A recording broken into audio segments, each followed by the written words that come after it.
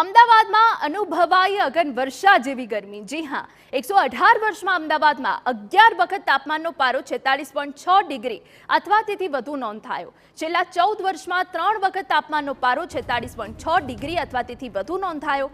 2016માં 48 degree તાપમાન નોંધાયું હતું। અસહ્ય ગરમીથી ત્રાહીમામ પોકારી ઉઠ્યા છે અમદાવાદવાસીઓ। અમદાવાદમાં અસહ્ય ગરમીએ કાળો care વર્તાવ્યો।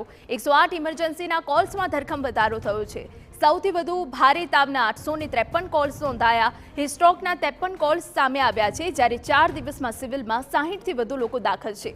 23મીએ record break 224 emergency call આવ્યા હતા।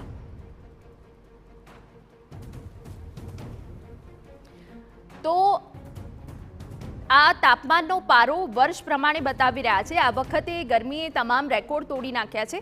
આ 2016ની વાત કરીએ તો 48 ડિગ્રી તાપમાન રહ્યું હતું અને તે બાદ આજે તાપમાનનો પારો છે તે 46થી 47 વચ્ચે હાલ 2024માં એટલે કે હાલની તારીખમાં છે। એટલે આ વખતે ગરમીના તમામ રેકોર્ડ તૂટી ગયા છે।